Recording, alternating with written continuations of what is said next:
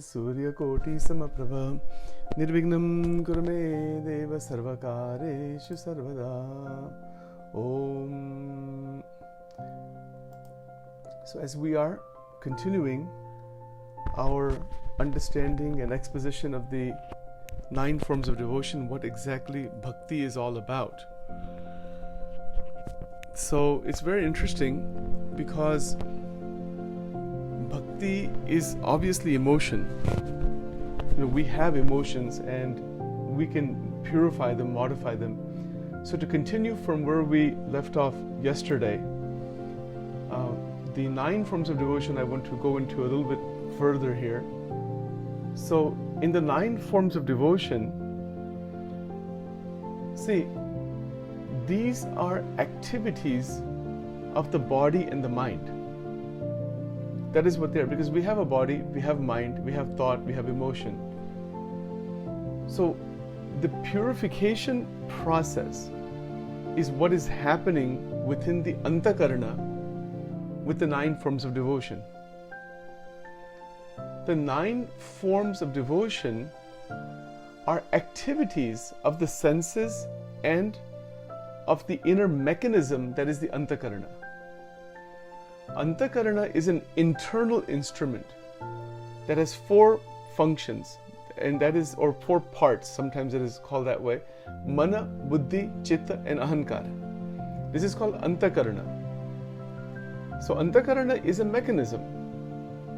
Mind is a mechanism. Thoughts are part of that mechanistic process. So are emotions. Even things like the capacity to decide, I should do this or should do that. All such things are part of the mechanism of the antakarana.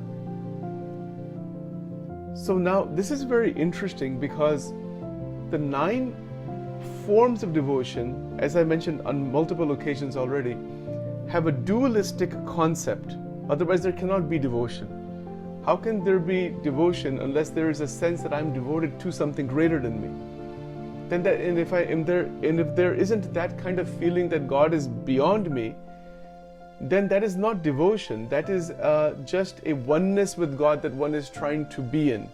That's more like an advaitic sadhana. That is not a devotional sadhana as such. But I suppose it may be possible that those who are saying that, okay, I'm worshipping Krishna or Ram or whoever, and I am that, so I'm worshipping just me. There are those on the Advaitic side or on the Advaitic path who try to consider God that way. So they perform devotional practice, but the devotional practice is performed with the sense that that's me, I'm just worshipping me. This is there are quite a few number of people on the Advaita side who actually approach it this way. I'm not criticizing anybody or promoting anything. I'm just presenting how it is done. But the bhakti sampradayas that are within the Hindu tradition and even the Judeo-Christian, the Abrahamic religions do not accept that notion. Their idea is that no, God is separate and beyond, and we worship God. So there's the devotee and there's the Paramatma, and then there's the process of worship. And even in liberation, that worship continues. So in the different types of mukti that the Srimad Bhagavatam talks about, the bhakti still continues even in the liberated state. That is not something Advait Vedanta would ever accept. Not at all. They would say that then you're still in ignorance. You're still not realizing who you are. Some projections and other things are there. So this has been an ongoing debate for thousands of years. My perspective on this is that this is not a matter of debate. It is a matter of realization. And realization cannot really be spoken of, because the sages of the past and those who are present now, they are speaking to different people at different times in different contexts based on circumstances, and they're trying to express something that cannot be spoken using language. And that's the basic difficulty. Even in the Upanishad, it is stated that that yato vacho nivartante aprapya manasasaha. So, yato vacho nivartante means what? that it cannot be spoken of or thought of. So the Atma is also not something we can think about. It is the thinker behind the thinking. It is the feeler behind the feeling. It is the experiencer behind the experience. This is what Vedanta is teaching. Upanishad, Bhagavad Gita, all scriptures, original Brahma Vidya scriptures are teaching this much. Brahma Vidya is about the Atma. So in that sense, the 9 forms of devotion, Shravanam, Kirtanam, chanting the holy names, just beautifully explained in this slide here. You can see the nice pictures there. Remembering the different charitras and Lila Charitra, Pada Sevanam, worshipping the feet of the God, and of course the gurus also. Archanam, the Archana worship, with the putting the flowers and the different garments and the different clothing, and the very beautiful way of decorating the murti, the images. That is Archanam. And there's a lot of interesting ways of doing that. Then Vandanam, again bowing down again and again. Again, how can bowing down occur unless there's a dualistic sense? I mean, does it make sense? How does it make psychologically sense to have an image of Krishna and I'm bowing down to Krishna and I think that's me? I'm bowing down to myself. It doesn't work, I mean, we can try it and see if that works. Some people, in fact, I know a couple of people who do that actually, that they consider that what they're worshipping is actually just them. So, okay, you can try and see, it's up to you, see what happens in that. It's all experimentation anyway. But what seems to work, this is just my viewpoint, I'm just sharing, just as a matter of sharing, that if you're going to do Vandan, if you're going to pray or do Mala or Mantra or Pradikshina, or there has to be a sense that God is beyond you and I'm just a servant. I'm just a bhakta. That sense is there, but see, there's individuals who really don't want that. They don't want that sense that I'm a devotee, that I'm less than God, or I'm less than anybody for that matter. So anyway, that's another approach. There are these, like what is called Shushka Vedanta. Shushka Vedanta is where there is no sense of anything separate. It's not really any ego, like a misinterpretation can happen from ego. But Shushka Vedanta in its real sense is where there is no differentiation with anybody or anything. That is called Shushka Vedanta. It's dry Vedanta essentially. But even in that dry Vedanta, there are those who do perform devotional practice, so it has some sweetness within it. So they listen to bhajan kirtan because mind is needing that stimulation. Mind needs some kind of stimulation. Even sages like Narada and other great devotees, once they come out of Nirvikalpa Samadhi, if they come out of Nirvikalpa Samadhi, they are again performing devotional practice. This happened with Ramakrishna Paramahansa, and it happens with a lot of people who are not a lot, but those who enter into Nirvikalpa, which is indescribable, is beyond name and form and description.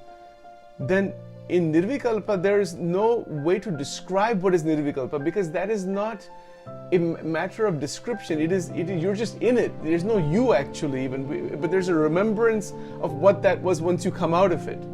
It's something like that. It's very tricky actually to even talk about it at our linguistic level. So when a devotee uplifts further, because what happens in the Navda Bhakti, like Sakhyam, Atmadivedanam, as this process continues, the 9 forms of devotions continue further, purification happens. The mind gets purified. So even in Advaita Vedanta, these 9 forms of devotion are there. Please don't misunderstand, and nobody should misunderstand this point. As far as my study goes, the 9 forms of devotion are in Advaita Vedanta as a stepping stone for purification.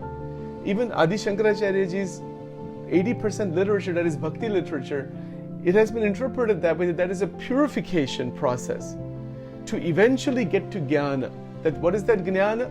That aham brahmasmi, tattvamasi, that you are everything. Soham, chidananda rupam, shivoham, shivoham. That is the jnana. And that is considered to be ultimate in Advaita. Advaita means not two. So again, why Maya exists is a very difficult question in Advaita. So even in Advaita Vedanta, as well as the Bhakti Sampradayas, who do not accept Advaita Vedanta because they want to keep God always separate, The 9 forms of devotion are accepted by everybody, probably except Jai Krishnamurti, probably except him. But other than him and some others like him, other than that, the 9 forms of devotion are accepted as a purification process. And that's the practical aspect here. See, for the masses, for the general public, the people who are doing rituals and all, this is what they're doing. They are doing some ritual around these 9 forms. And that is a religious person, or that is a person who is involved in some religious activity, that's all. But if that same religious person takes the 9 forms of devotion a bit further and says, I really want to connect with Krishna, I really want to connect with Rama, I just want to be absorbed inside Rama. So then, to do that, that requires one Ishtadevata, one major scripture about the Ishtadevata, one Gnan scripture, one Charitra scripture, a Sadguru who has realized that Ishtadevata, and the mantra associated with it. So that is the next stage of evolution when one is trying to sincerely realize God through devotional practice. You see, so God through devotional practice that is realized is something still within the Antakarana. And this is an interesting point. I'm going to try to take this a little bit further and see if I can explain this a little bit more clearly. Let's assume for a moment a person is worshipping Sri Krishna Bhagwan. Maybe it could be anybody, just XYZ, just any person. They start the worship process. Om Namo Bhagavate Vasudevaya, Om Namo Bhagavate Vasudevaya. They start the process. Hare Krishna mantra or Sri Krishna Tvam Gatir, any mantras or whichever mantra. There's the image of Sri Krishna Bhagwan, maybe with Radhika ji, Radha Krishna if you want. And they go through this 9-step process. Start this 9-step, start listening to the Gita, listening to the Bhagavatam, listening to the glories of Sri Krishna's life, the Charitra. They start thinking, doing the Kirtan, doing different bhajans. Then they touch the feet again and again. Prostrations are done, Vandanam. The Archana is with the lamps and with the incense sticks and with the beautiful clothes. More and more emotional attachment is happening to the form of Sri Krishna. Now, if this continues, and including that Sakyam feeling may happen, now out of these 9, one of them might be more predominant than the other. Atma Nivedanam, the 9th one, total surrender of the ego. Now, if this process takes hold, what is the experience of the person? See this point. What is the anubhav or the experience of the devotee in this process? Now, there are 3 levels of experience. And this is actually written also in Vachanamrutam, and it may be written, I suppose, in some Advaitic texts. I'll have to find the references for that. I'm not 100% sure where this exact type of reference is. But I think in one of the Loya Vachanamrutams, Sajanand Swami Maharaj, he has mentioned this, that Indriya Antakaran Anubhav Pochanu, that's the name of the Vachanamrut actually. And what that is very interesting to understand this point. And this will actually connect Advaita and Vishishta Advaita and Dvaita, and it'll connect all of the different pieces together in what I'm going to talk about next here in relation to this Vachanamrut that Sajanand Swami talked about.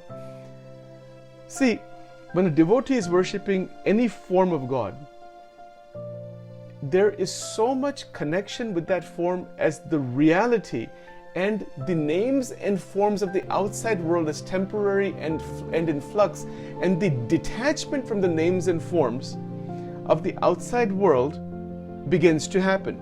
They're still there, they're still within the purview, but there is no pulling of the mind towards the names and form. That is called Nam, Rup, Akar in Vedanta. In Advaita Vedanta particularly, there's a lot of discussion about Nam, Rup, Nam and Rup, meaning name and form. So and of course, the notion that the names and forms are only God in that form, or only the Brahman in that has solidified into that form. That's what Advaita is saying.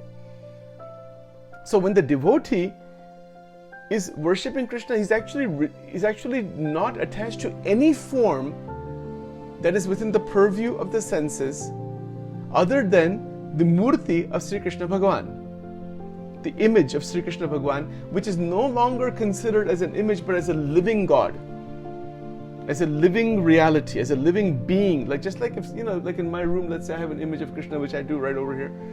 And, but if I am so deeply attached to Sri Krishna to the extent that I feel that he's actually there, that intense attachment and bhav and feeling that God is actually there, not just as a means to an end, not just as a murti as a purification process, not like that. It is actually present there. It's actually present there. That level of intense faith in Shraddha, if that is there, then my mind is going to get absorbed in this and something mystical happens here, which is very difficult to explain. Now, what happens here is that whatever God is, whatever the Brahman is, or Akshar is, or Parabrahman, whatever language you want to use, whatever, the different sampradayas use different language, whatever it is actually, it comes to you in that form, and it begins to manifest in that form. So that which is beyond gets manifested in the form of worship that is accessible to the senses. So now the form is no longer seen as just a respectful image or something like that. No. It is seen as God. Now the devotee experiencing this begins to see that form at night time. And there are metaphysical or mystical experiences related to that form in the swapna avastha, in the dream state. This is the path of bhakti. So, and then as that continues forward, then the feeling, intense feeling develops that same Paramatma is existing in every single person. This is the actual vision that develops, that occurs. And for that devotee, when he sees anybody, a dog, a cat, a man, a woman, anybody, he sees the form that he's worshipping, feels that being is inside this person, inside the reality. He sees rocks, trees, mountains.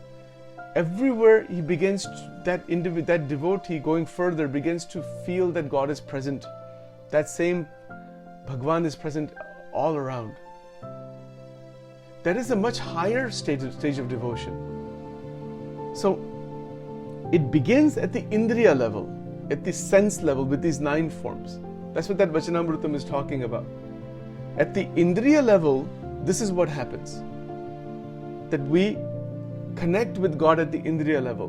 But then that takes hold inside the Antakaran level. So inside the Antakaran, that Paramatma appears. That Paramatma appears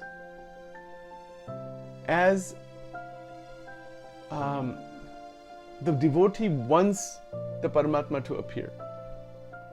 This is another interesting point.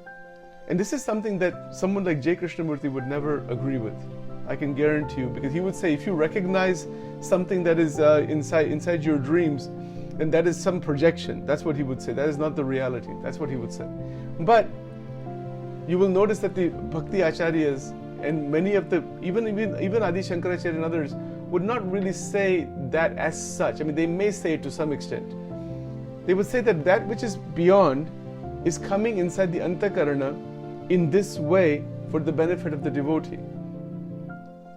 So on this point, Sajanand Swami in Vachanamrutam, his viewpoint is this, and some people may not agree with that, but his viewpoint is that, look, that in the dream state, whatever is seen is Maya, is ignorance, like projections and all that, except if you see the Ishta Devata or the different gurus that you are believing in, from a devotional point of view, if you see them, then that is actually the Paramatma coming in that way for you. That is his viewpoint. So the Antakarana begins to evolve into this Swarupa. It becomes colored nearly 100% with bhakti. with the ideas and feelings and thoughts and emotions and memories and all of that connected with the Ishta Devata and the temples and that whole world. The Antakarana goes into a different world. It's what happens when somebody becomes a nun, or somebody becomes a monk in Christian monasteries, or somebody becomes a sadhu in one of the Hindu sampradayas, or somebody becomes a Buddhist monk even. This Antakarana goes into a different world, or the different world is absorbed inside the Antakarana. And a person begins to live in that world as the reality. Now, someone like J. Krishnamurti would say, and others like him would say, that that's all some mental delusion. Okay, wait, well, we won't talk about that right now. But there is this experience on the devotional side, on the devotional aspect, that yes, there is this new world that one begins to live in. Just imagine a person who is devoted to Sri Krishna is going to the temple every day, worshipping, having the prasadam, doing this, doing that, reading the scriptures day in and day out, Srimad Bhagavatam, and different gurus and different teachers, and Chaitanya Charitamrita, or whatever it might be, or the different other stories of Sri Krishna, and all that. It's just all Krishna, Krishna, Krishna. That's nothing else. What do you think will happen inside the mind? What is the psychological impact of such a thing? Is it some kind of delusion, as Freud would say? That religion is the opiate of the masses? That this is a drug that a person is on? Is that possible? I'm leaving it open. I'm not. Each person should decide what they think this is. This is what happens though. And there is a high. It is called rasik bhav. It is an ecstasy. You see people dancing, and you see people, doing the rasa dances, and there's dances and music and bhajan, and it's a high. It's a spiritual high. So from a neurological, psychological point of view, is that just another drug that has been fabricated inside the mind, and that is creating another delusion inside? Is that what's going on? I want to present this very objectively. And there's no intention to promote or criticize anybody or anything. I'm going to leave it open so that each person can look at these things very objectively. So on that basis, let's see what happens now inside the Antakarana. If a person is living in that Krishna world, they go to Mathura and they go to different tirth and they put the different tilaks on, and all kinds of things, different maras and different mantras, and getting lost in that world, getting absorbed in that world. The Antakarana is going to take on a new form. It will still live in this world. It will still see this world. But the devotee begins to see his life or her life and everything around externally through the lens of that Krishna world. It's really something. The experiences the individual would have would be about Sri Krishna, would be about all kinds of mystical experiences would happen also. But now if you take someone who's doing this exact same thing with Jesus, they're not going to see Krishna, they're going to see Jesus.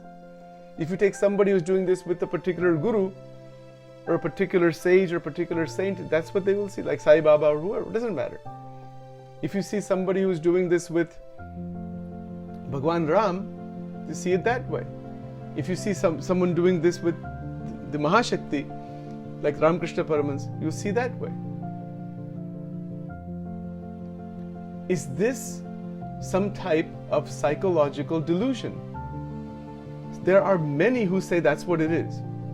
It is another drug, it is a delusion, and it is something artificial, contrived, fake, and projected from the mind. You decide. But according to the DSM-5, these experiences, mystical experiences or religious-oriented phenomena, are not considered to be mental disorders. There's an exclusionary statement right in the beginning of that book. So what this is actually, the spiritual world that one lives in,